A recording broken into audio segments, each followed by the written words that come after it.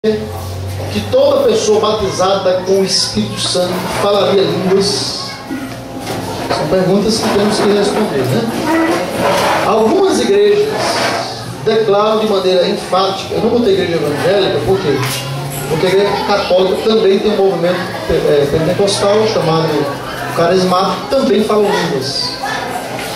Algumas igrejas declaram de maneira enfática que os cristãos que recebem o Espírito Santo precisam falar em línguas. E um cristão que não fala em línguas é um cristão fraco espiritualmente, ou que não recebeu a autenticidade, né, completa do Espírito Santo. Isso é normal. Antes de me aprofundar aqui agora, é importante você ter muita paciência e amor ao estar num assunto desse. Então, eu vou dar vários versículos, você pode meter o pau em todo mundo, mas você não vai converter ninguém. Isso não é um assunto para conversão. Isso aqui você começa estudando sobre o amor de Deus, sobre a volta de Jesus. Lá no fim você volta o sábado e volta sistemas mais polêmicos. Tem gente que erroneamente começa a estudar a Bíblia com um outro evangelho com isso aqui. Isso é um erro. É afrontar a fé da pessoa. Então você tem que ter muito tato.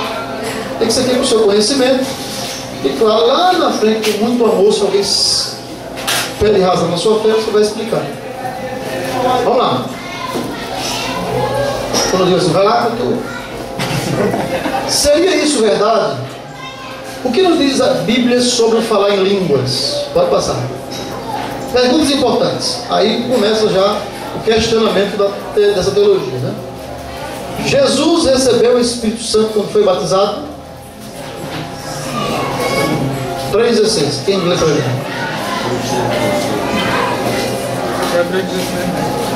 Jesus recebeu o Espírito Santo quando foi batizado? Pode ler? Pode ler. Batizado que foi Jesus, saiu logo da água, e eis que lhe abriram os céus e viu o Espírito de Deus descendo como pomba e vindo sobre ele. Isso, então ele recebeu o Espírito Santo. Vem como pomba sobre ele. Agora a pergunta é: quando ele recebeu o Espírito Santo, falou em línguas?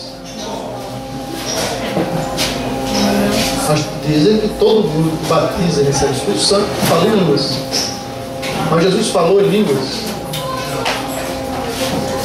O apóstolo Paulo, quando foi batizado, recebeu também o Espírito Santo quando foi batizado? Sim ou não? O que vocês acham? Atos 9, olha lá. O apóstolo Paulo recebeu o Espírito Santo quando foi batizado? Atos 9. 17, 19. Quem vai ler agora? E Ananias foi e entrou na casa e, impondo-lhe as mãos, disse: Irmão Saulo, o Senhor Jesus que te apareceu no caminho por onde vinhas, me enviou para que tornes a ver e seja cheio do Espírito Santo. E logo lhe caíram dos olhos como que umas escamas, e recuperou a vista, e levantando-se foi batizado. Então ele recebeu o Espírito Santo, foi curado da vista e foi batizado. Mas ele falou em línguas? Então a teoria de que todo mundo que é batizado recebe o Espírito Santo fala em línguas, ela começa a cair por terra quando vamos comparar o batismo e a vida de outras pessoas. Eu não estou dizendo que o dom de línguas não existe. Ele existe, vamos trabalhar por ele. O que eu estou mostrando é que em textos bíblicos, pessoas chaves que foram batizadas, receberam o Espírito Santo, mas não falaram em línguas. Então isso indica que nem todo mundo que é batizado, que recebe o Espírito Santo, vai falar em línguas. Aí isso eu estou falando, é a Bíblia que está claramente dizendo isso. Vamos continuar. Um exemplo aqui, ó. A mãe de Jesus, se vê isso com ela. João Batista, homem cheio de Espírito, também não falou em línguas. Os outros discípulos em outras ocasiões, várias mulheres foram batizadas. Paulo batizou uma vez um bocado de mulher. Então vamos lá, continua. Vamos agora para o texto mais conhecido, que é Atos 2, de 1 a 13. Quem poderia ler esse verso agora? Então o texto mais conhecido sobre dom de línguas é o Atos 2, de 1 a 13. Vamos analisar ele agora mais detalhadamente. Vamos lá. Chegando o dia de Pentecoste, estavam todos reunidos num só lugar. De repente veio do céu um som, como de um vento muito forte, e encheu toda a casa na qual estavam assentados. E viram o que parecia línguas de fogo, que se separaram e pousaram sobre cada um deles. Todos ficaram cheios do Espírito Santo e começaram a falar noutras línguas, conforme o Espírito os capacitava. Havia em Jerusalém judeus, devotos, vindos de todas as nações do mundo. Ouvindo-se o som, ajuntou-se uma multidão que ficou perplexa, pois cada um os ouvia falar em sua própria língua. Atônitos e maravilhados, eles perguntavam: acaso não são galileus todos estes homens que estão falando? Então, como os ouvimos, cada um de nós em nossa própria língua materna? Partos, medos e elamitas, habitantes da Mesopotâmia, Judéia e Capadócia, do Ponto e da província da Ásia, Frígia e Panfilha, Egito e das partes da Líbia, próximas a Cirene, visitantes vindos de Roma, tanto judeus como convertidos ao judaísmo, cretenses e árabes, nós os ouvimos declarar as maravilhas de Deus em nossa própria língua. Até o quê? Tá bom. Então, algumas perguntas aqui. Por que foi que a multidão ficou confusa?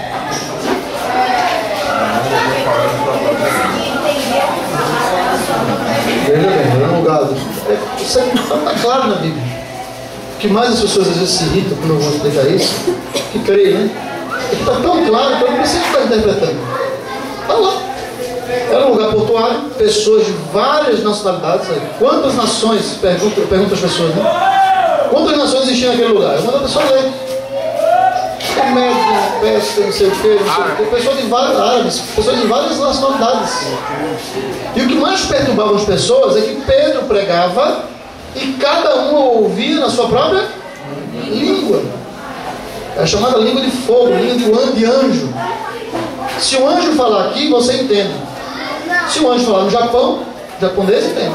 Língua de anjo é uma língua que o anjo fala e cada um ouve na sua própria nacionalidade. Isso é língua de fogo, língua de anjo. Então a confusão se deu, não foi porque Pedro estava falando e ninguém estava entendendo nada. A confusão se deu porque Pedro falava e cada um ouvia na sua própria língua. Eu não estou interpretando isso. Isso é o que está escrito. Está muito claro na Bíblia. Vamos continuar.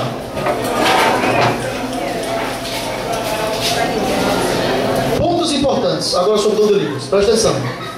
1 Coríntios 12, 11 nos diz que o dom é Deus quem dá a pessoa. E dá a quem Ele quer.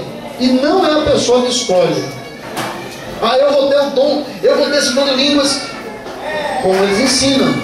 Ah, você não tem porque você não busca o dom de línguas. Isso já começamos a ver o erro quando Pedro foi usado. Pedro sabia que existia dom de línguas? Pedro nem sabia. Ele estava pregando. Buscava o Espírito Santo. E naquele momento o dom se fez necessário e foi dado para Pedro. 1 Coríntios então 12, 11. Quem lê?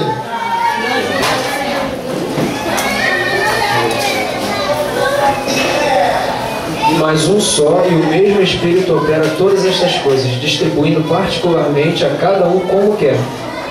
Quem é que escolhe como distribui? Quem é? É o Espírito Santo. E ele dá a cada um segundo ele quer. Não é o que a pessoa pede. Então, isso é um erro clássico deles. Não, eu até perguntei outro dia a uma pessoa, rapaz, sabe que na minha igreja não existe um sincero, pelo menos, que vai clamar e vai receber? Disse, não, porque ele não pede, não. Ele pede o Espírito Santo. A gente clama por ele. Só que não é você que escolhe o dom. É o Espírito quem distribui, de acordo com a Bíblia diz isso claramente. Esse fica com seu. Olha, é claro. Vou continuar. Nem todos recebem o mesmo dom. É outro ponto que a Bíblia diz. Em uma lista de muitos dons, o dom de línguas é o último a ser citado. 1 Coríntios 12, 27 a 31. Quem podia ler agora? Então, dá para ele ler.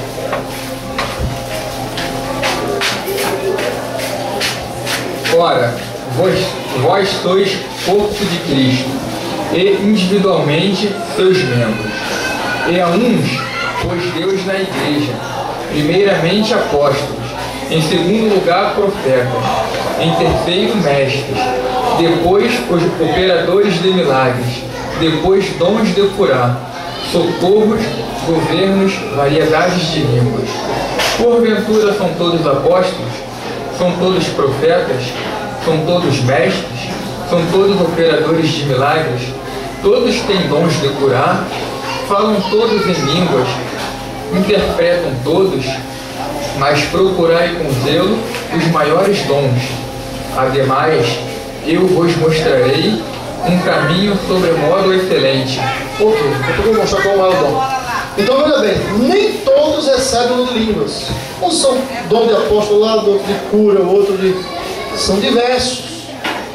Então, essa questão dele de ser assim, não, todo mundo tem que falar em línguas. Vai contra o verso bíblico. Que é claro em dizer que nem todos falam em línguas. Então, está claro aí, Paulo dizendo o quê? Que uns vão falar, outros vão profetizar, outros vão ser apóstolos e assim por diante. Essa é a ideia de que aquele crente que não fala em línguas, ele não recebeu batismo ainda, por isso não existe. Tá? Não é bíblico. Vamos continuar. O dom de línguas é um sinal para a igreja ou para os incrédulos? 1 Coríntios 14, 22.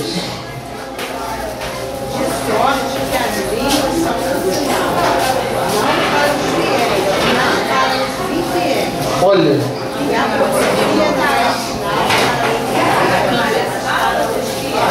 quando eu apresento aqui uma profecia, isso fortalece a igreja.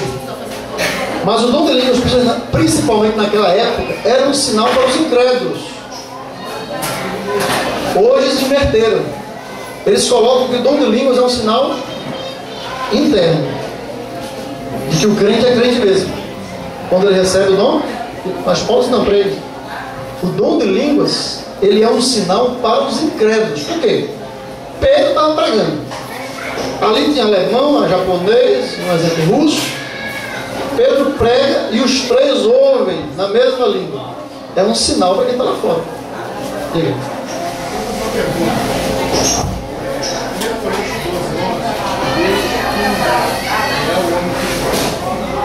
De acordo com a necessidade. O seguinte, procurar e com zelo os melhores dons. É rápido que não, mas aí é quando ele, é porque ele não deixa ele ler o restante. Quando ele manda você procurar o dom, ele manda procurar o maior dom. melhor. O melhor. Qual é o melhor dom? Aí quando acaba o capítulo 12, começa 1 Coríntios o quê? 13. Está procurando o dom? Aí o dom que tu tem que procurar é qual? Não é dom de serviço. O dom que eu tenho que procurar é o dom do amor. Esse é o dom. Ah, você está procurando um dom? Procure amar. Porque não adianta falar muitas línguas, não adianta profetizar, a gente começa a dizer, né? Não adianta pregar, não adianta nada. O mais importante é o amor. Esse é o dom que a cada dia tem que amanhecer. Eu não tenho que estar preocupado em ser o melhor cantor, o melhor pregador. Não, Deus é que sabe como é que me usa. Ele que vai saber. Agora, o dom que a igreja tem que buscar cada dia mais unidos é o dom do... Por isso que ele disse, só um minutinho. No capítulo 12, versículo final, termina como dizendo que ele leu ali? Por favor, lê todo, o último versículo. Mas procurai com zelo os maiores dons. Mas procurai com zelo os maiores dons. Ademais, eu vos mostrarei um caminho sobremodo excelente. Então, qual é o caminho? Continua? Continua no 13. Ainda que eu falasse a língua dos homens e dos anjos e não tivesse amor, seria como um metal que soa com um símbolo que retina. E ainda que tivesse o dom de profecia e conhecesse todos os mistérios e toda a ciência, e ainda que tivesse toda a fé, de maneira tal que transportasse os montes e não tivesse amor, nada seria. E aí ele começa, o amor é benigno, entendeu? Porque esse é o amor que nós temos que procurar, esse é o maior dom. É por esse dom que a igreja tem que ser reconhecida, não pelo dom de línguas. Não é o dom de línguas que tem que reconhecer a igreja. Tá? Claro. Então, acho que ele tem que sonhar. Claro. Principalmente acordar no degrau.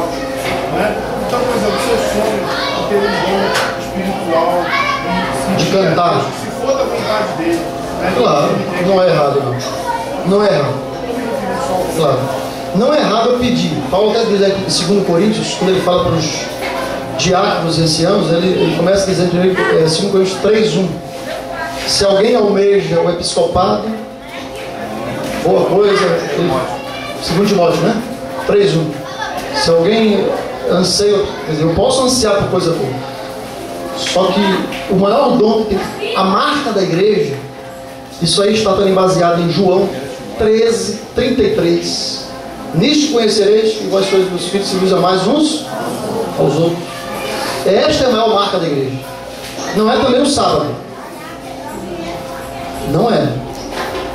Entendeu? Mas a gente bate muito na lei. A lei é para ser obediente, é para ser obedecida. Nós temos que realmente guardar a lei de Deus. Deus não vai perdoar aquele que pisa na sua lei de maneira aberta. Igual uma mãe que diz: meu filho, faça isso, ele faz aquilo outro. A mãe não vai ficar feliz. Tá certo? Mas o maior dom da igreja é o dom do amor. É o dom de amar uns aos outros e a Deus acima de todas as coisas. Aí quando eu amo Deus acima de todas as coisas, eu vou parar todos os mandamentos dele. O mandamento é consequência do dom maior. E não fim, como muitas vezes acham. Tem gente na igreja que é um fofoqueiro desgramado, tem paciência com ninguém, bate na mulher em casa, e aí faz tudo errado, e diz: eu guardo o sábado, está tudo bom demais. O dom maior da igreja não é o sábado. Eu tenho que entender isso. É amar a Deus sobre todas as coisas, que é o meu próximo como mesmo. Isso não indica também, eu sempre digo que o amor ele não tira a obediência, nem a obediência tira o amor. Está sendo muito claro na minha mente e no meu coração. Eu tenho que ter compromisso que Deus tem. Vamos continuar. Ah, verdade, a bichinha ali levantou a mão e eu não respeitei. Há outro aspecto que existe, Vamos agora trabalhar isso aí. Vamos trabalhar agora isso aí. Presta atenção agora. O que se fala em línguas estranhas, na verdade tem que ser algo que inteligível e não a glossolalia, ou seja, algo que ninguém entende. 1 Coríntios 14, 5-9. Tem ler.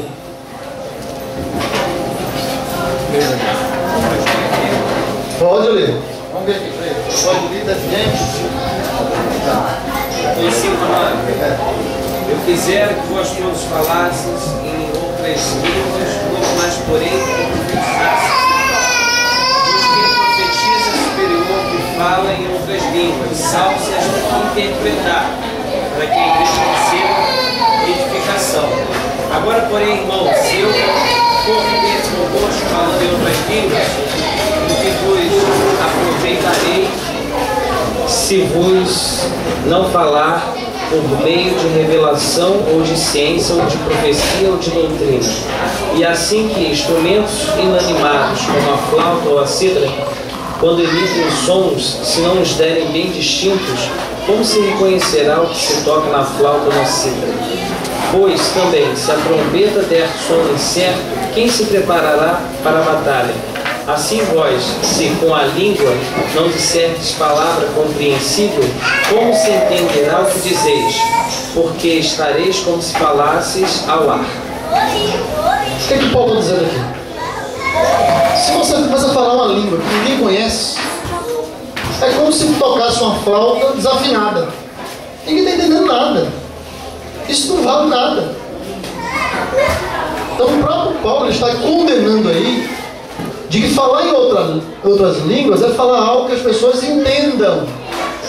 O dom de língua de 1 Coríntios ali 2, Pedro pregou e as pessoas entenderam o que Pedro estava falando.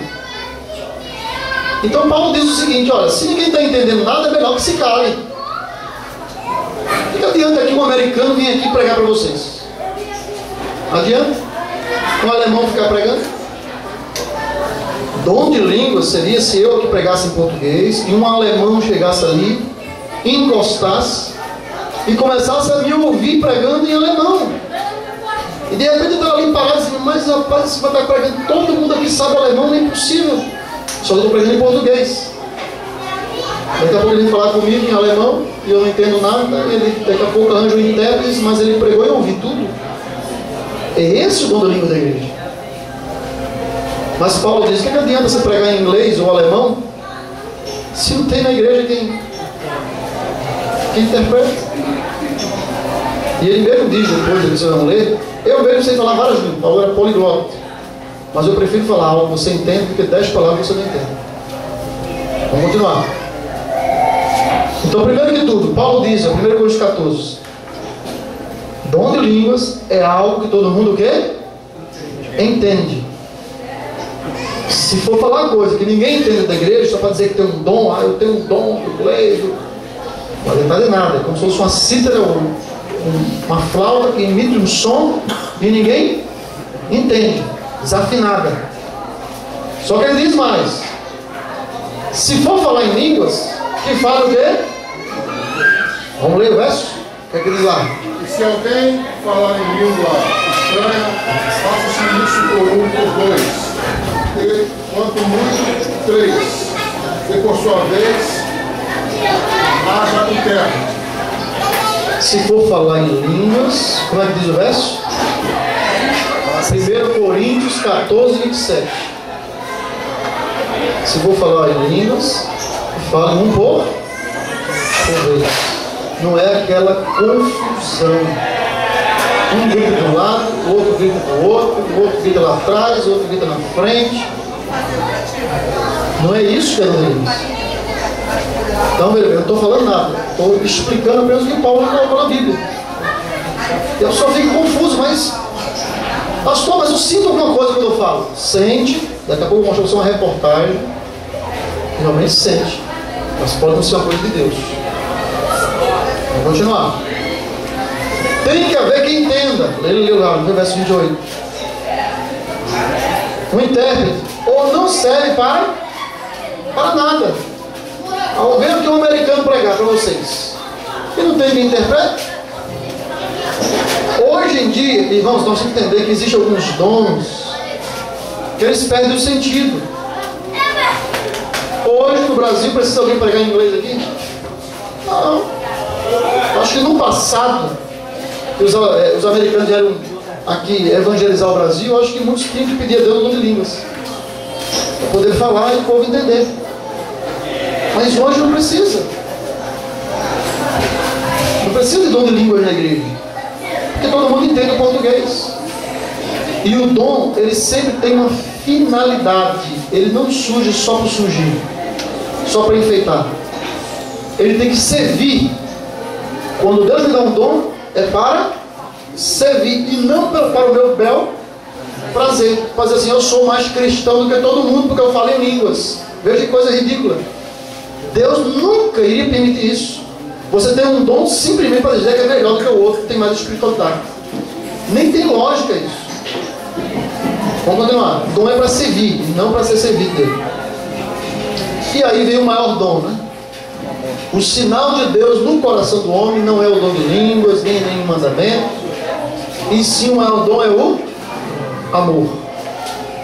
Quando eu amo, coloca Deus de todas as coisas. Passa aí um pouquinho. Pode passar isso aqui. Na verdade aqui, ó, requisitos para esse Espírito Santo. Para esse Espírito Santo tem que ter o quê? Fé. E todos nós, como cristãos, podemos ter o Espírito Santo prometido por meio desta fé. Então, o primeiro requisito é receber o Espírito Santo. Pastor, então o que eu faço para receber o Espírito Santo? Primeiro tem que ter fé. Fé é que quando você se ajoelha, Senhor, eu quero o Espírito Santo, derrama sobre mim. Você tem que crer. Agora, fé não é sentir. Tem que se confunde, né? Pastor, eu pedi o Espírito Santo, mas eu não senti nenhuma brisa de tocar. Já viu alguém falar isso? Não? Eu não senti nenhum espinho na espinha. Olha, se você tiver que sentir um fio na espinha, se tiver que sentir um calafrio, não é mais fé, é fé? Porque fé é certeza daquilo que você vê. Não vê, você não sente, você não entende, mas você crê que Deus te deu. Simplesmente você pediu. Se você tiver que sentir alguma coisa para poder receber o Espírito Santo, então você precisa de fé. Segundo ponto. Para receber o Espírito Santo tem que ter o quê? Cada um de vocês deve abandonar o pecado, voltar-se para Deus e ser batizado no nome de Jesus Cristo, para o perdão dos vossos pecados, dos seus pecados. Então vocês também receberão o Espírito Santo que será dado a vocês. Tem que ter arrependimento. Eu vivo uma vida de pecado. Eu recebo orientações de Deus na Bíblia. Tem que ter o dia do Senhor. Ah, mas já passou. Onde é que está escrito? Não, mas eu não sou mais judeu, por isso você vai guardar o sábado. Mas como assim? Se um dia com o pastor de Batista, sentei com ele, você vai como assim, meu amigo? Não, pastor, o senhor tem que entender que a gente não é mais judeu. Então abra a Bíblia, Gênesis 2, abra a sua Bíblia. Aí ele abriu a Bíblia. Gênesis 2, abra a sua Bíblia. Eu perguntei para ele, onde foi criado o sábado? Ele disse, nos 10 mandamentos. Se você está começando a errar já.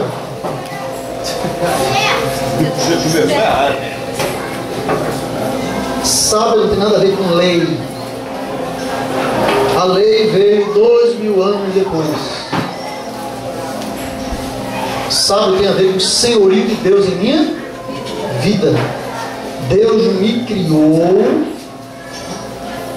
e agora ele diz assim, eu sou o Senhor da tua vida.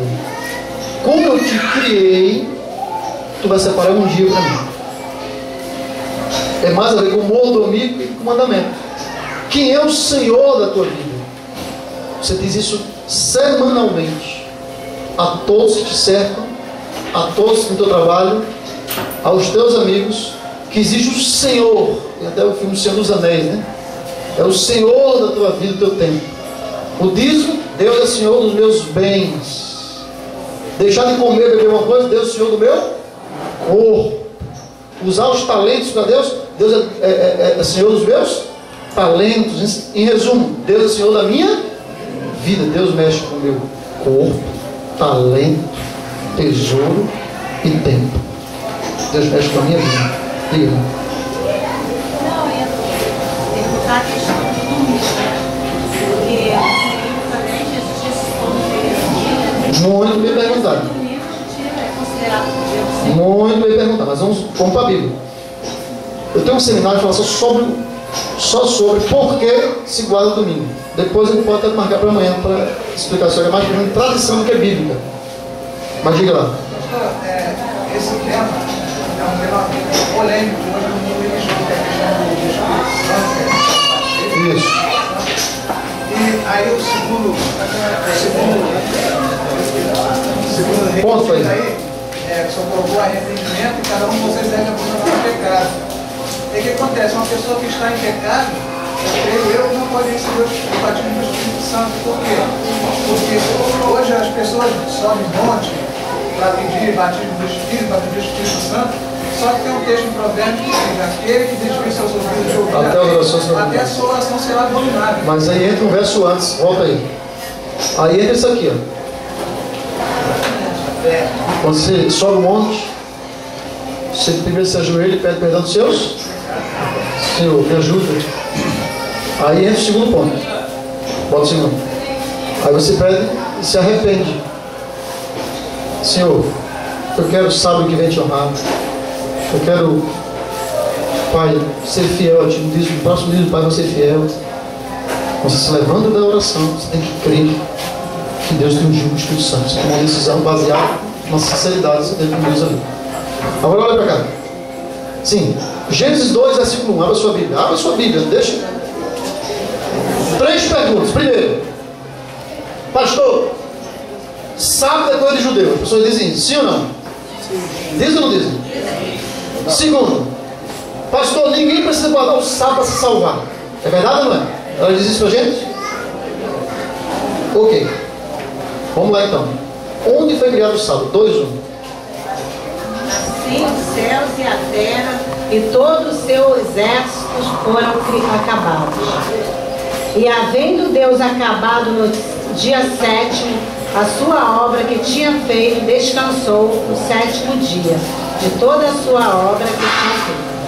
Quando Deus criou o sábado? Na criação. Só tinha Adão e Eva. O jardim do Éden. Eu até fico imaginando O que Adão e Eva faziam demais, né? Tinha que separar um dia, né? Cuidar da plantinha, né? Adão tinha uma vida muito tranquila. Mas Deus criou o sábado no jardim do Éden. Aí eu pergunto, Adão e Eva eram judeus? Vocês estão entendendo que não tem lógica? Nem existia o povo judeu. O povo judeu vai existir 2000 anos depois. A tribo de Judá. Eram 12 filhos de José. Um deles era Judá. Juntou com Benjamim, fizeram o povo judeu. Filho de Jacó, né? Vocês estão entendendo? E virou Israel, né? Depois, filho de Israel. Nem Moisés era judeu. Então veja que não tem lógica essa explicação. Não se guarda o sábado porque é judeu.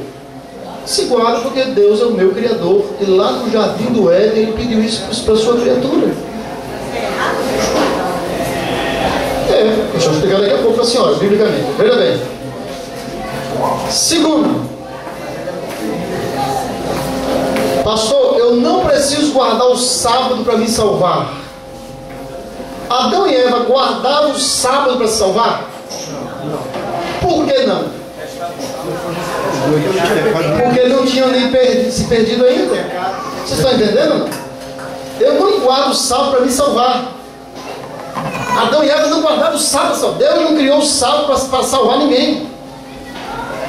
O sábado é uma questão de senhorio. Deus é dono da minha vida. Agora eu pergunto para a senhora.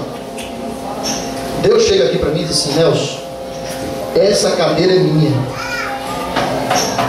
Eu vou abençoar, santificar e separar essa cadeira. Poxa, é responsabilidade, não é verdade? Alguém quiser botar o pé aqui em cima, o que eu vou dizer para ele? Faz isso não, usa aquela outra ali. Vamos pegar outra, né? Outra cadeira.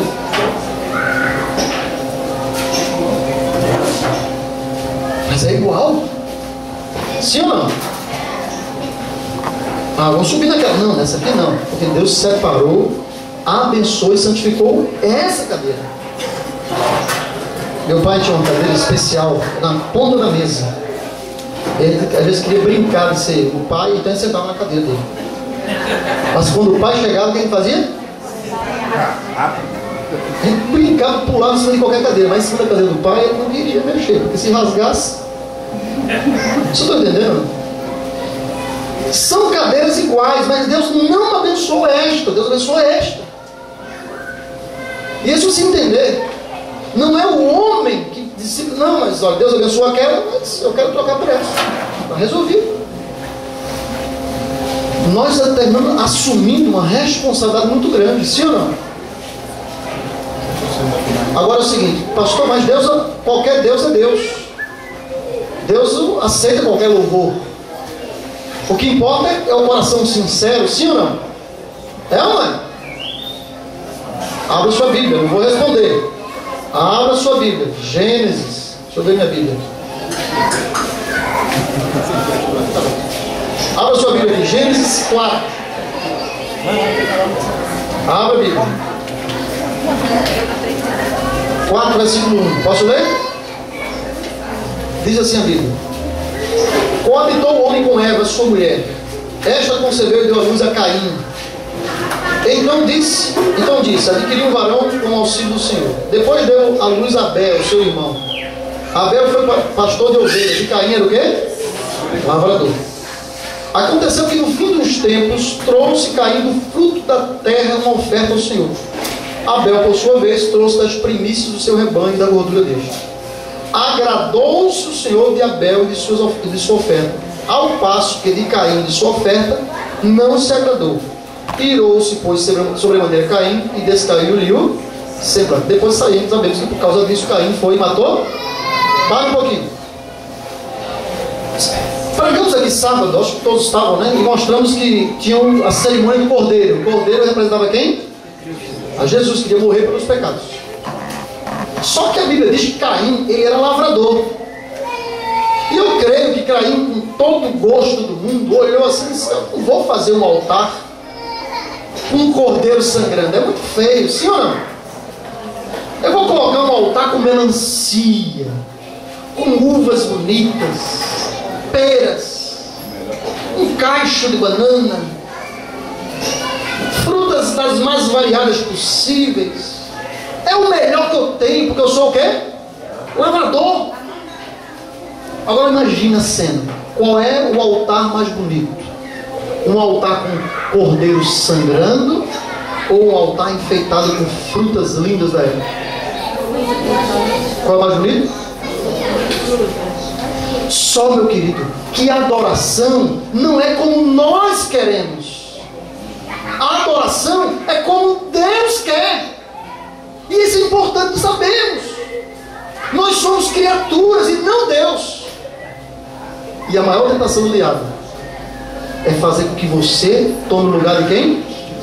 De Deus. Lembra da tentação de Eva? Leia aí, capítulo 3, verso 3. Diz assim, versículo 5: porque Deus sabe que no dia que dele comer, se vos abrirão os olhos, e como Deus será conhecedor do bem? Tu pode sim estar no lugar de Deus. Tu pode mudar o que Deus determinou. E aí é que vem a causa, porque o diabo ele sempre tenta fazer com que o adorador mude aquilo que Deus mandou. Eu quero dizer uma coisa a você: por mais boa intenção que você tenha, por mais sinceridade que você tenha no coração, se você não seguir aquilo que Deus pediu, a sua adoração não vale. Você está entendendo? Pastor, mas eu vou com todo o coração adoradão em domingo. Não adianta levar fruta quando Deus pediu cordeiro. Não adianta levar um domingo se Deus pediu o quê? O sábado. É como trocar a cadeira. Deus pediu para trocar. Mas pode dizer, irmão, pode tirar sua dúvida. Mas Jesus ressuscitou no primeiro dia. Se ele pregou, assim que ele saiu, a senhora está certíssima. Jesus ele ressuscitou no domingo. Agora, onde é que tem a passagem bíblica que ele trocou o sábado para o domingo? É isso que você tem que se prender. Não se prenda na tradição do que as pessoas dizem. Na época de Jesus, quem foi que mandou matar Jesus? Só lembra, não? Anás e Caifás, que eram os pastores da época. E é interessante que os romanos não queriam matar Jesus. Pilatos chegou até lavar o quê? As mãos. Mas os pastores disseram, não, é para matar. E o que foi que o povo fez? Crucifica. Porque olha, o povo tem que aprender a não seguir líder religioso. Nós temos que seguir aquilo que está escrito. Porque se a gente seguir líder religioso, a gente pode, como o povo judeu da época, se juntar ao pastor e dizer crucifica. Então é muito sério. Ah, Jesus trocou o sábado para o domingo porque ele ressuscitou no domingo. Ótimo, me mostra o versículo, porque eu também quero obedecer. Me mostra. Não, não tem. Não tem, não. E como é que você não? Porque é pela lógica. Não, lógica não. Peraí, é a minha salvação que está em jogo. É muito sério. Se formos usar muita lógica na Bíblia e não ver o que está escrito, podemos, como Caim, qual é a lógica? Qual é o altar mais bonito? Um altar com frutas ou um altar com cordeiro sangrando? Pela lógica, é o de frutas. Mas o que está escrito é o que vale. A mesma passagem que fala de Jesus é que fala que também as mulheres guardaram a sexta-feira e o sábado e depois foram ao sepulcro. Então, se Jesus tivesse ressuscitado, Jesus tinha sido condenado por ter curado o céu no sábado, tinha feito várias coisas no sábado e os judeus julgavam ser errado. Se Jesus ressuscitasse no sábado, ia dizer o seguinte: então Jesus realmente condenou o sábado, porque ele ressuscitou, fez uma obra no sábado. Agora, porque ele ressuscitou no domingo, as pessoas dizem, Jesus ressuscitou no domingo, então Jesus agora abençoou o domingo. Mas as mulheres que seguiam Jesus, elas guardavam o sábado como uma sexta-feira. Mateus 24 diz isso. Agora é o seguinte, Mateus 24, 1. Só que eles falam que é depois da ressurreição que vem a mudança. Só que é o seguinte, as pessoas confundem o mandamento do sábado com a lei. Ah, Deus mudou a lei. Não tem nada a ver. O sábado surgiu antes de haver o quê? O pecado. O sábado tem a ver com o Senhor e o de Deus sua vida. Eu poderia aqui abrir vários versos que mostram que Paulo, depois da ressurreição, continuou ainda guardando o sábado e assim por diante. Mas não é o nosso tema de hoje. Mas só para você ter uma ideia de que para que venha o Espírito Santo, é preciso que tenha o quê? E agora a grande questão é, eu estou seguindo tradição de homens, aquilo que eu acho que tem lógica, ou aquilo que está escrito? Eu tenho que ter uma posição. Jesus vai voltar, aí você vai dizer, não senhor, eu troquei a cadeira, essa cadeira por essa, porque ele disse que essa aqui é a mesma coisa, eu troquei. Aí vai dizer, onde é que está escrito? E você tem que voltar para casa e dizer para o seu pastor, pastor, me mostra o que está escrito. Porque o que o senhor fala é muito importante para mim, mas o que está escrito é muito mais.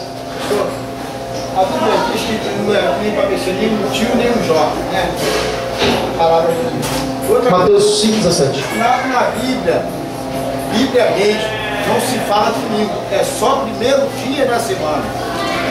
Já está vendo traduções agora que vem escrito domingo. Quer dizer, é a tradição humana mexendo na palavra de Deus. Amanhã pela manhã eu vou dar uma palestra aqui dos 7 versículos que falam do domingo na Bíblia. Tá certo? Para a gente ver se algum desses 7, tudo do Novo Testamento, se ele manda ou não trocar o sábado por luz. Não existem outros versos. Só existem 7 versos depois da ressurreição. Você vai ver que não existe. Não há nenhuma referência. Não há nada. É só baseado na tradição. Claro que por trás disso tudo está quem? O diabo. O diabo o quê? A questão do domingo, da troca do sábado, domingo, se cumpre a profecia de Daniel 7,25. Cuidará em mudar os tempos. Como aconteceu isso? Só para você ter uma ideia, não é o assunto de hoje, eu queria me deparar hoje com isso, mas só para ter uma ideia. Os primeiros 300 anos, a igreja foi perseguida, guardou tudo que Deus Jesus mandou. Depois a igreja se uniu com o Estado. O Estado passou a ser cristão, Constantino e tal. Quando o Estado entrou na igreja, durante 1000 anos, foi se retirando a Bíblia da igreja. E as pessoas não podiam ler a Bíblia. Quem era pego com Bíblia era morto. A Idade Média, a religião dosava tudo. Você pode perguntar a qualquer professor de história, ele vai te explicar. Durante esses 1000 anos, se mudou tudo. Então, batismo de bebezinho, começaram a vender perdão não era de graça, imagem, Natal e assim por diante. Resultado, depois de 1000 anos, alguns padres, John Hus, Lutero, começaram a se rebelar contra a igreja. Não, a Bíblia tem que ser dada ao povo. O povo tem que ter Bíblia. Cada um tem que interpretar, tem que ler. Para você ter uma ideia, eu conheci um senhor chamado Seu Souza. Ele tem hoje uns 90 anos. E ele, quando menino, uma vez roubou uma Bíblia para ler, levou uma surra do padre. Porque era proibido. Quem é mais antigo sabe que não se lê Bíblia. Não pode, só quem pode ler Bíblia é o sacerdote. Nesse período de escuridão, mudou-se o sábado domingo. Foi quando surgiram as pessoas dentro da igreja começaram a protestar contra a igreja, sair da igreja católica. Essas pessoas até hoje são chamadas de protestantes, porque elas saíram da igreja dizendo, olha, a igreja diz isso, mas a Bíblia diz aquilo. E aí surgiram as igrejas. Só que existia uma verdade que estava esquecida, que é a verdade do sábado. É interessante notar que o único mandamento que vem escrito lembra-te é o sábado. Lembra-te do dia. Deus sabia que o povo ia esquecer. Todas as igrejas evangélicas ou saíram da igreja católica ou saíram de outra igreja que era da igreja católica. Todas as igrejas saíram da igreja católica, chamados os protestantes. Só que aí, dentro da igreja protestante, surgiu um povo que lembrou do mandamento de Deus, fazendo lá, lembra-te. E nós hoje entendemos que enquanto não aparecer um verso que não manda mudar, eu não posso mudar, porque em Mateus 5,17 diz o quê? Nenhum i, nem um tio poderá ser da lei, sem que tudo se dê. Pastor, esse ensinamento sobre a mudança, sobre o sábado realmente relevante, tem algum discípulo de Jesus, entendeu? Jesus entendeu essa mudança. Porque um deles escreveu, quando pregou para as suas igrejas, Paulo mesmo, escrevendo a Corinto, a Romanos e a outras igrejas do não tem nenhuma referência. estabelecendo as doutrinas, ensinando essa doutrina nova. Ninguém ensinou isso. Paulo, Pedro, e Tiago, o próprio João, que escreveu o Apocalipse, se existe alguma coisa que o povo quer mudar, por que não deixa escrito isso? Né? Então a gente não tem apoio. Então, olha bem, sábado é para o judeu? Não. Por que o sábado não é para o judeu?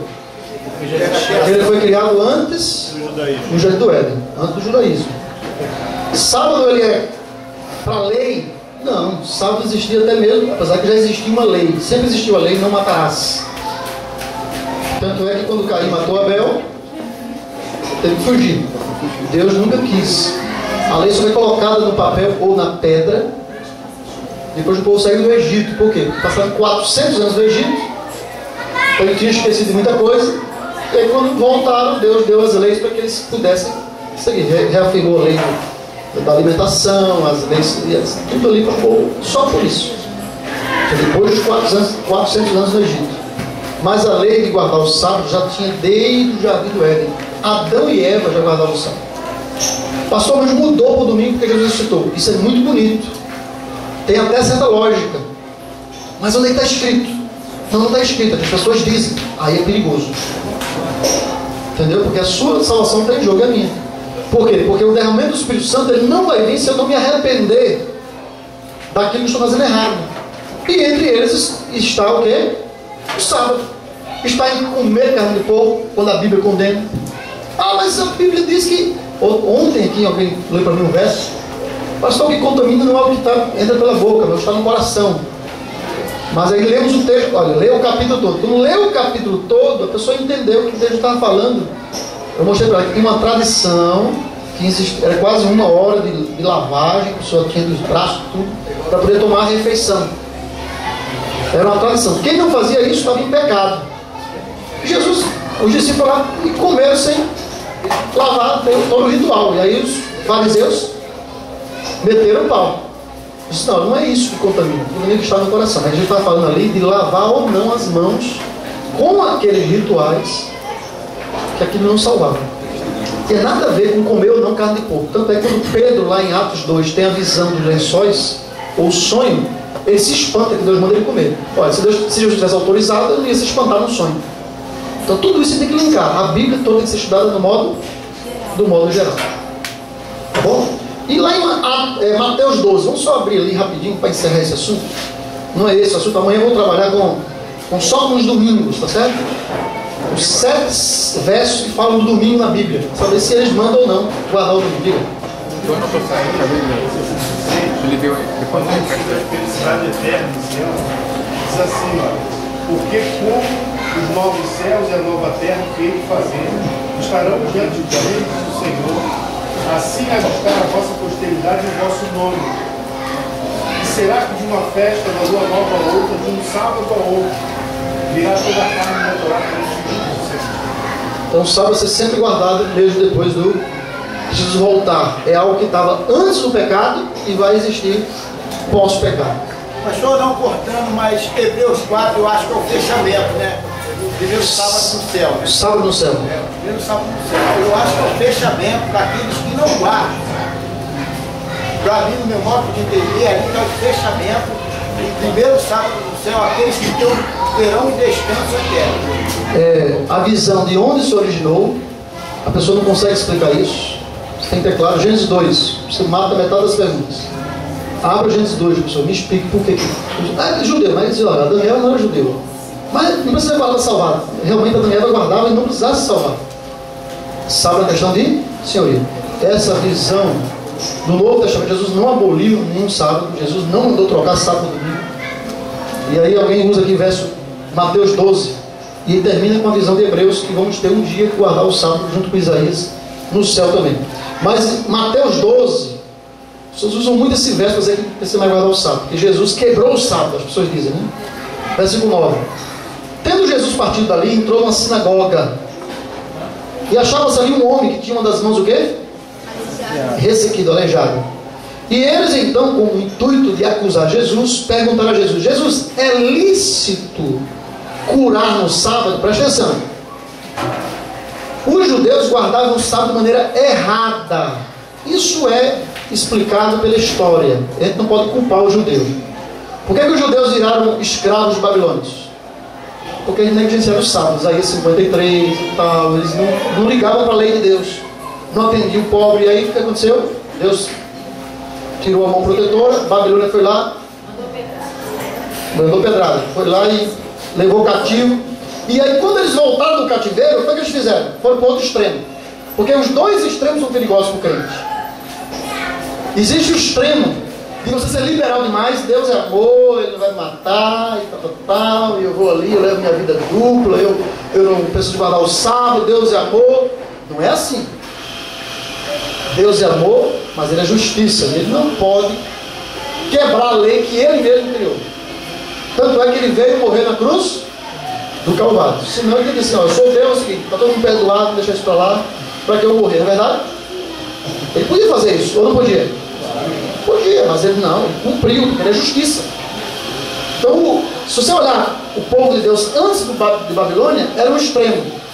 Era um laissez-faire, todo mundo à vontade, ninguém guardava nada. Resultado, cativeiro. Quando eles voltaram do cativeiro, foram para o outro extremo.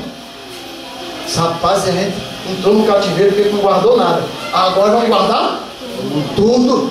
E agora criaram lei em cima de lei. Para quê? Para não voltar para o cativeiro. E aí você não podia cuspir. Olha, se antes ele não guardava o sábado, agora ele não podia nem cuspir no chão no sábado. Porque eles poderiam dizer que, eu estava lendo a lei outro dia, que o cuspo podia se encontrar com uma semente. E a semente podia brotar. E aí você estaria plantando. Veja que absurdo. Se você quisesse visitar um parente e ficasse a mais de 3 quilômetros, você tinha que levar sua cadeira até certo momento, botava a cadeira, fazia o pôr do sol para poder andar outro.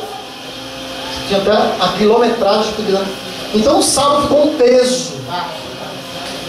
Ficou algo pesado, você não podia fazer nada. Se alguém ficasse doente no sábado, você não podia curar a pessoa. Hoje é sábado, espera aí com a dor até amanhã. Jesus não queria isso. Jesus não criou o sábado para isso. E aí quando Jesus veio aqui, ele se deparou com esse problema. E aqui nesses versos, Jesus não está mandando tirar o sábado. Ele está ensinando a maneira certa de guardar. Quando ele diz aqui, ó, Mateus 12, perguntaram para eles, é lícito curar no sábado? Versículo 11. Ao que respondeu Jesus, qual dentre vós será o homem que tendo uma ovelha ou um boi, né?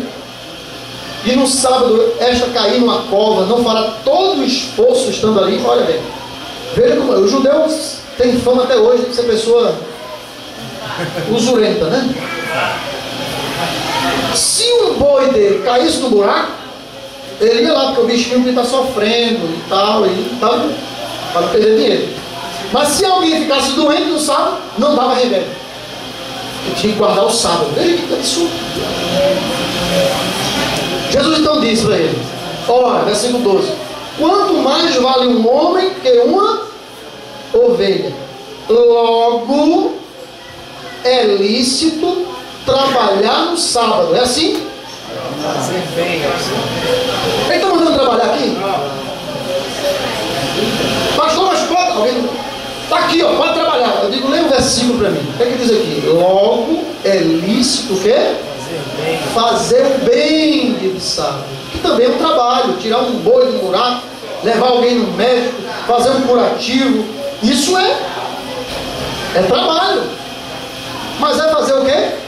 Bem, eu já fui arrecadar alimento de porta em porta para entregar um pobre. Isso é trabalho. É o amor, né? O trabalho do sábado é um trabalho espiritual. Eu queria perguntar, Jesus está autorizando aqui trocar o sábado e o domingo? Não. Ele está só dizendo que o judeu guardava de maneira errada.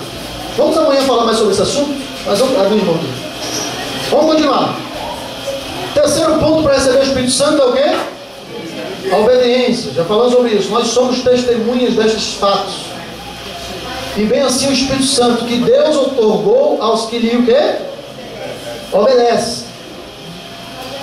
Se obedecer a Deus e guardar os seus mandamentos, conclui-se que quem vive em consciente violação de qualquer um dos 10 mandamentos não poderá esperar receber o Espírito Santo. E por último o quê? Oração. Se gente pecadora como vocês dá aos filhos aquilo que eles precisam, Não percebe que o Pai Celeste fará, pelo menos, tanto assim, dará o Espírito Santo àqueles que o pedirem? Então, diga.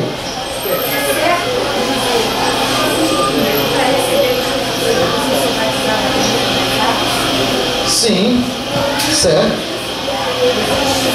Existe, mas quando foi batizado, recebeu o Espírito Santo.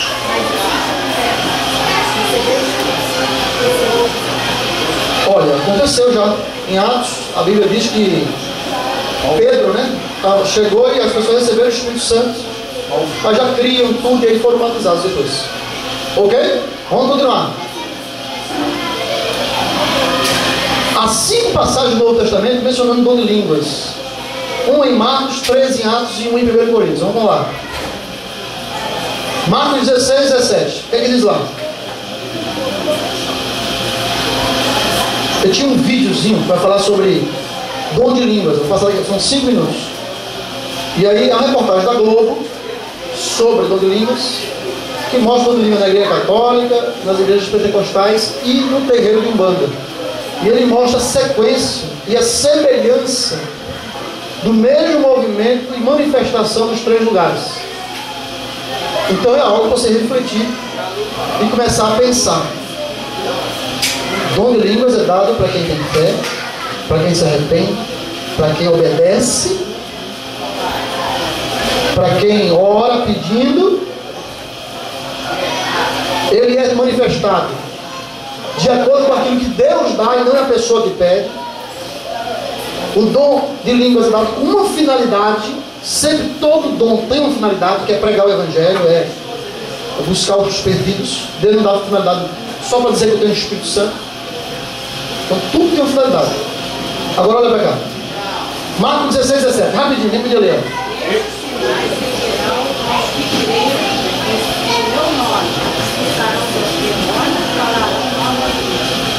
Ok. Este dom é mencionado por Cristo em forma de uma promessa, que eles possibilitavam pregar o Evangelho na linguagem daqueles que iam ouvir as boas novas de salvação. O adjetivo, olha que coisa interessante, o adjetivo novas, que é usado aí, você fala em novas línguas, não quer dizer novas de línguas inexistentes, como defendem alguns, mas línguas estrangeiras que eles falariam sem ter aprendido aquela língua. Tanto é que a palavra que Jesus usou ali, olha que coisa interessante. É interessante saber que há em grego 2 palavras para novo. Neos e o que? Kainos. Neos é novo no sentido de tempo recente. Kainos é novo na formação ou qualidade.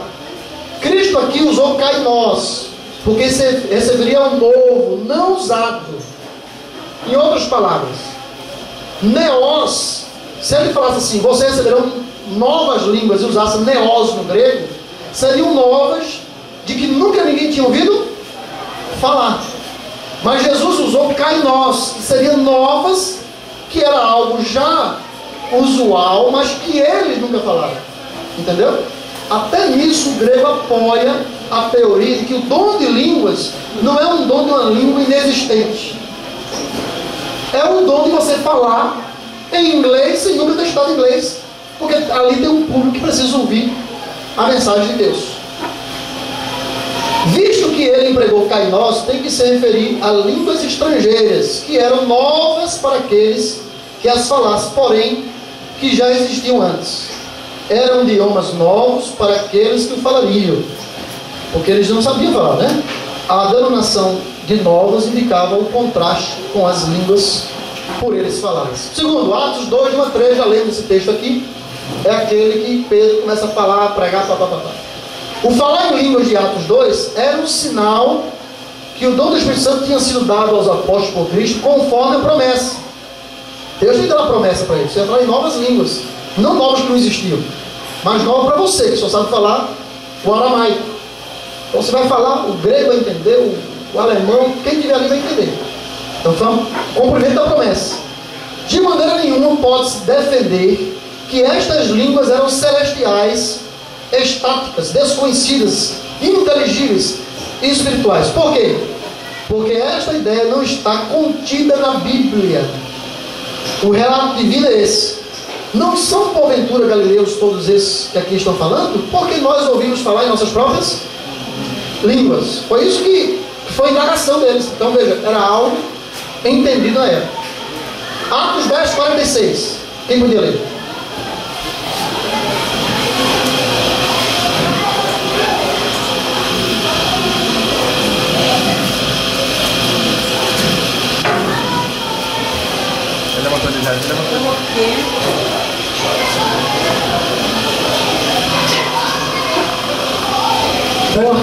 Porque os ouviam falar em línguas e magnificar a Deus.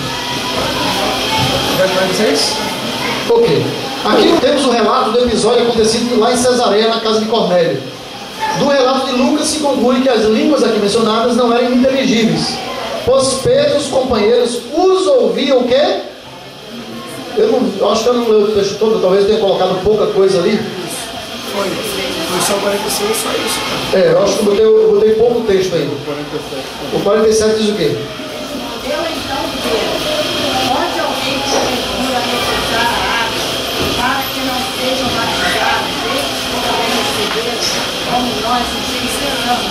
E aí, depois você lê o texto todo, você vai ver que é antes, né? Vocês vão ver que Pedro, quando ele chega ali com Cornélio, ele vê que as pessoas estão engrandecendo a Deus. Então Pedro está entendendo o que eles estão falando ali. Então é algo inteligível. E ali respondendo a pergunta da irmã, né? Que disse, para alguém receber o Espírito Santo de ser batizado, nesse texto o povo tinha recebido e logo depois foram batizados.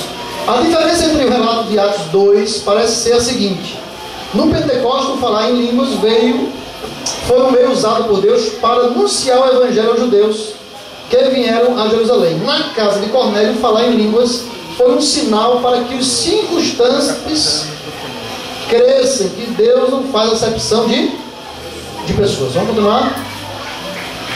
Atos 9, de 1 a 6. Esse aqui é algo que tem muita explicação, só coloquei para relatar, porque está na Bíblia. São só esses que tem lá na Bíblia. Quem podia ler?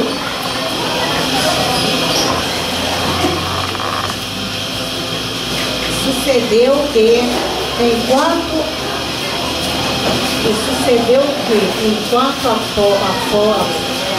Apolo estava em Corinto, Paulo, tendo passado por todas as regiões superiores, chegou a Éfeso e, achando ali alguns discípulos, disse-lhes: recebeste vós já o Espírito Santo quando crestes? E eles disseram-lhe: nós nem ainda ouvimos que haja Espírito Santo. Perguntou-lhes então: em que sois batizados então? E eles disseram: um batismo de João. Mas Paulo disse: certamente João batizou com o batismo de arrependimento, dizendo ao povo que cresce no que após ele havia de vir, isto é, em Jesus Cristo. E os que ouviram foram batizados em nome do Senhor Jesus. E impondo-lhe Paulo as mãos, veio sobre eles o Espírito Santo, e falavam línguas e profetizavam. Então o que mostra aqui, eu acho que a Bíblia está acabando. Esse texto eu não tenho muito o que explicar, porque ele não traz elementos. Ele explica ele baseado nos outros textos que vieram. E aí acaba, pode passar. 1 Coríntios 12 a 14, nestes capítulos não há o relato descritivo do dom de línguas. Os coríntios competiam em torneios poliglóticos na igreja, falando publicamente em idiomas estrangeiros, ou então tartamudeando, né? Eu peguei esse texto, essa palavra no livro, em êxtase nervosa, para impressionar os ouvintes. Não tinham eles o dom carismático de línguas. Isto era algo muito diferente do que ocorreu no Pentecostes. Ao invés de dar um sinal convincente do poder do Evangelho para a salvação de todo aquele que crê, o sinal que davam eles para os incrédulos era outro. Eu nem dizer que eu tinha um espírito, né? Dava a impressão de ser uma casa de dementes, de acordo com 1 Coríntios, que a gente lê lá. Pode continuar? Ok, eu acho que eu vou encerrar aqui, porque aí vai demorar mais 1 hora para eu explicar tudo, mas a diferença básica entre o dom de Atos 2 e o falar de língua das igrejas modernas hoje É basicamente que o de Atos, ele é o quê? Inteligível. E o outro que as igrejas pregam, ninguém entende. Não existe uma ausência de qualquer estrutura linguística. Já gravaram o que eles falam, levaram para tudo que é professor de línguas no mundo, ninguém entende nada, não é nenhuma língua do mundo. Diferente de Atos 2, que as pessoas ouviam nas suas línguas maternas. Existe um exagero, um uso excessivo de uma ou duas vogais apenas. Carabachama, carabachama, carabachama, carabachama, carabachama, carabachama, carabachama. Cara subiu, cara subiu, cara subiu, cara subiu, cara subiu, carabachama, carabachama, carabachama. É uma repetição. Os sons dos vocábulos são totalmente desconhecidos pelos linguistas. Ok? Vamos encerrar aqui. Eu vou colocar aqui uma pergunta ali. Quem vai levantar mais a mão?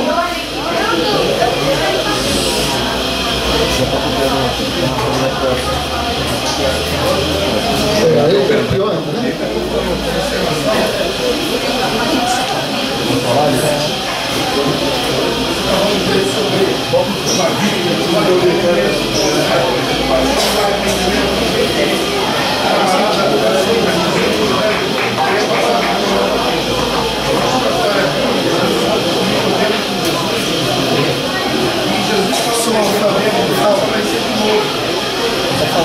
Aquele que é da cima da água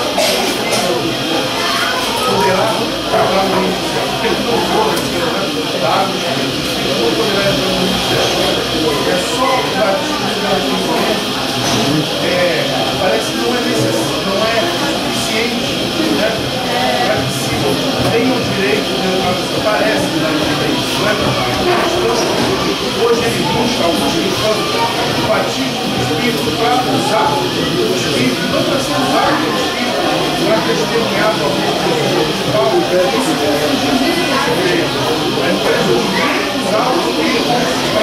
É o Espírito que nos usa como ele quer e não nós que usamos pessoas. Só um minutinho que a irmã está na frente ali.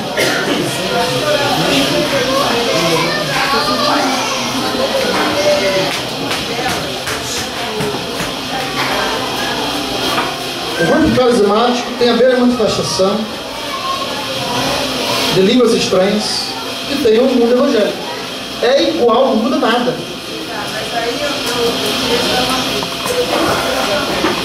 Certo. Uma certa ocasião da vida dela, problemas, ela foi ao grupo para o Senhor. Uma das pessoas falou para ela, cara, daqui a uma semana vai acontecer isso, e aconteceu o que ela falou, e ela fez.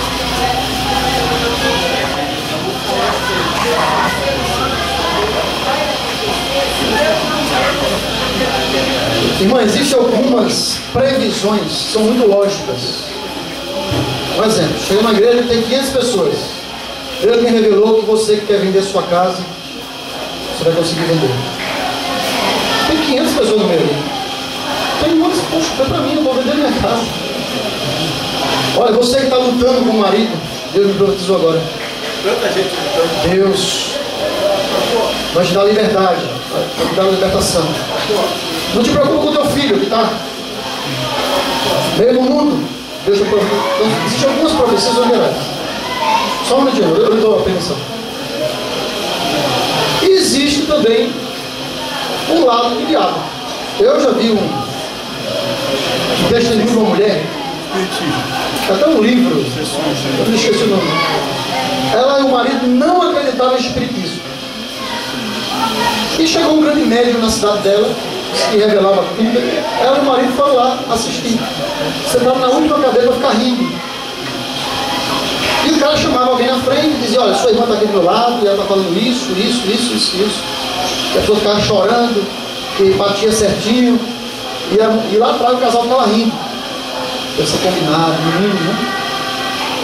Em dado momento, o camarada para e diz assim: eu estou com uma pessoa aqui especial.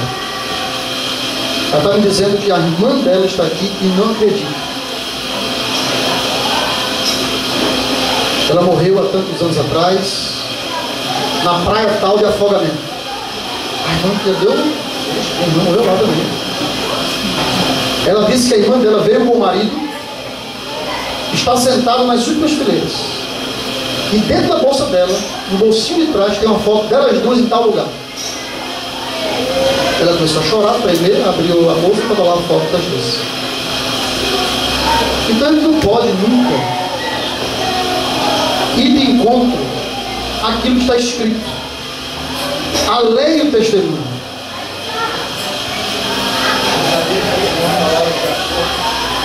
Se a pessoa faz qualquer tipo de prodígio, milagre,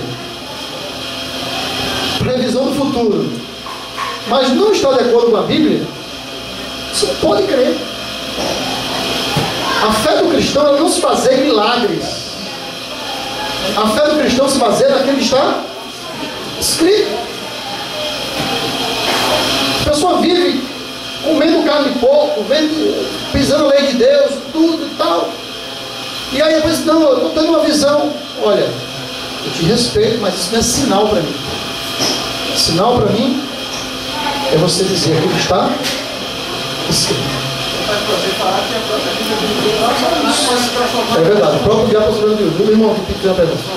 Não acredito no nome de Deus, não sou perigoso. Hoje ela é evangélica, o pastor Pedro Apolinário, o pastor Pedro Apolinário.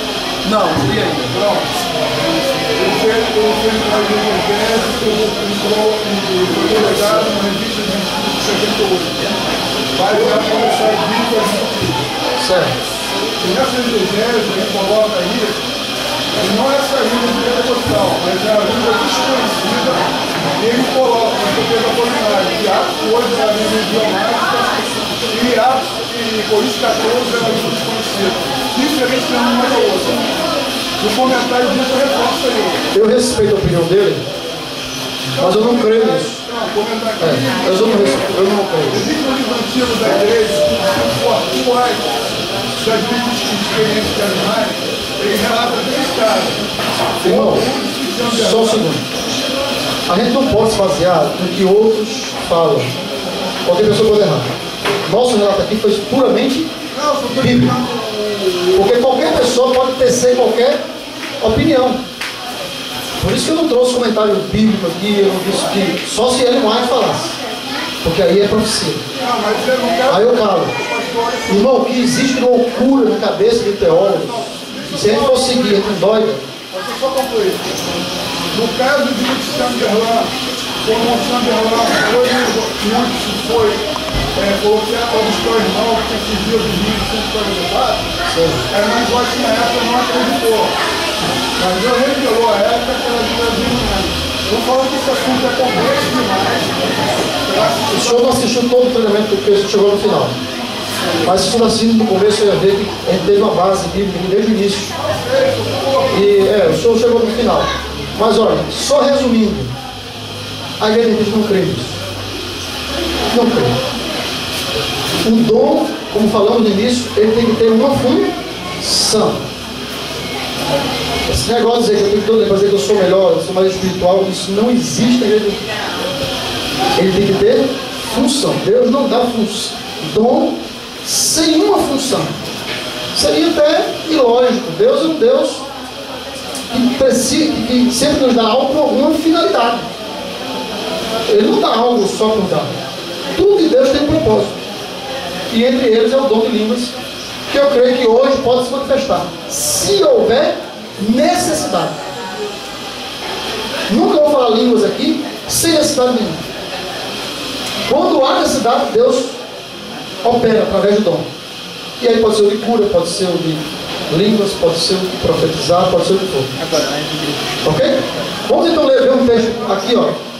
Esse relato é uma reportagem da Globo, falando sobre a questão de entender ou não o que as pessoas falam ali quando estão em língua. Até horas e horas louvamos a toda Deus.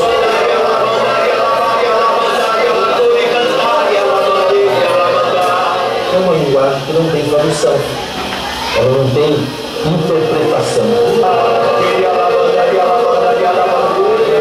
Você não pensa, não se articula, não se trata de uma linguagem identificável, não se trata em termos linguística, ela não tem uma estrutura que você possa analisar e traduzir. Isso é a oração em línguas.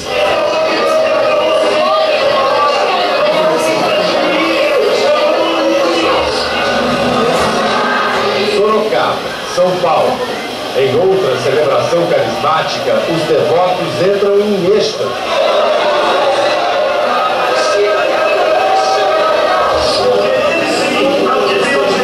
Ainda em São Paulo, um templo evangélico, a Igreja Assembleia de Deus Bethesda. É uma religião pentecostal, protestante, não católica, mas também aqui os crentes oram em línguas estranhas. Quando ele está falando em línguas estranhas, ele está falando com Deus em uma língua que para ele é mistério.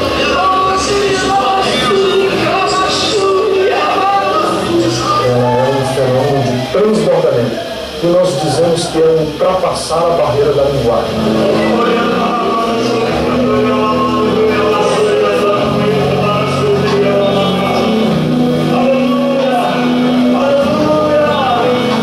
Que é a manifestação do poder de Deus. Mas qual é o fundamento desta prática religiosa? Conta a Bíblia que antes de subir ao céu, Jesus Cristo prometeu enviar a seus apóstolos o Espírito Santo. Na celebração de Pentecostes, 50 dias depois da Páscoa judaica, em Jerusalém, o Espírito Santo desceu sobre os discípulos de Cristo, inclusive a Virgem Maria, na forma de línguas de fogo. Então ocorreu o fenômeno das línguas. Os apóstolos falavam em sua própria língua, provavelmente o aramaico, e ainda assim, muitas testemunhas que não conheciam o aramaico, porque eram de outras regiões, entendiam o que os apóstolos diziam. No Pentecostes houve aquela efusão grande do Espírito Santo. Então é interessante que o primeiro fenômeno é que os apóstolos falavam e todos entendiam. Depois houve muitas vezes esse fenômeno de glossolalia, de falar em línguas diferentes. Aquele fenômeno que se deu no dia de Pentecostes não ficou restrito ao dia de Pentecostes. Essa promessa iria se repetir em outras ocasiões. Quando você está muito feliz com algo que acontece, você começa a cantarolar, muito mais usando sons do que palavras.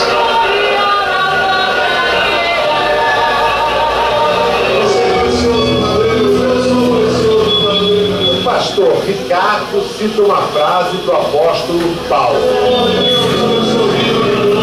As línguas estranhas são os gemidos inexprimíveis do Espírito que em mim ora ao Pai.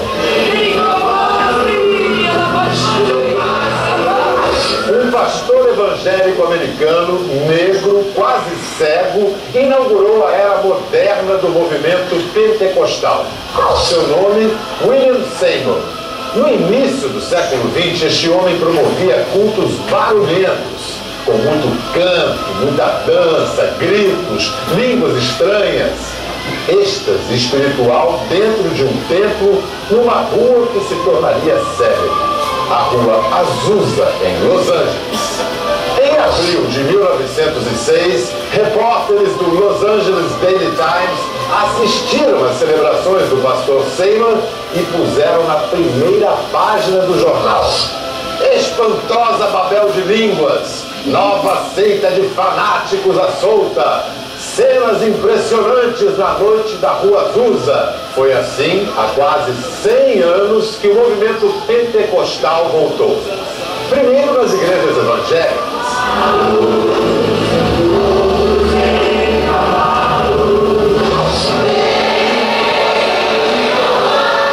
Mais recentemente, nos anos 60, também na Igreja Católica.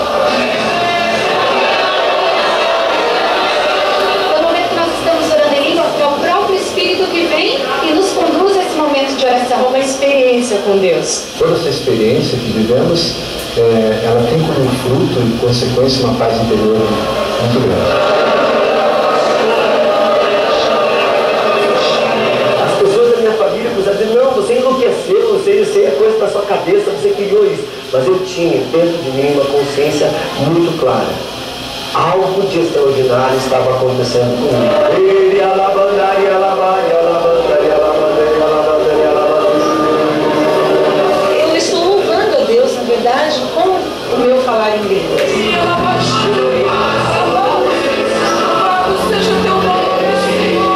O êxtase que nós entendemos como êxtase é esse momento em que as minhas emoções ficam tocadas pela presença e pelo contato com o sobrenatural e com um Deus que nós acreditamos que é vivo e verdadeiro.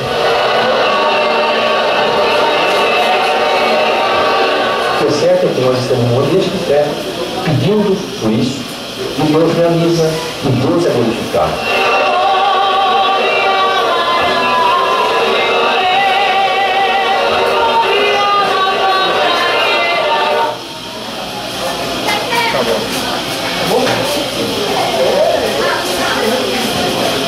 Na verdade, não era esse vídeo que eu queria. O vídeo que eu queria era outro. Eu fazia um paralelo, né? Acontece uma igreja com a outra, e também na Umbanda você vai ver que é a mesma coisa, a mesma manifestação. Mas vamos ver se eu acho e amanhã eu passo para vocês. Procura aí, constatado no espiritismo a questão da Umbanda. Mesma manifestação, mesmo tipo de dança, mesmo tipo de linguagem. É incrível. Não estou com o tema aqui, não está aqui. Ele é de arrepiar, mas siga que eu vou falar. Vamos orar? Está na hora de almoçar? Eu espero,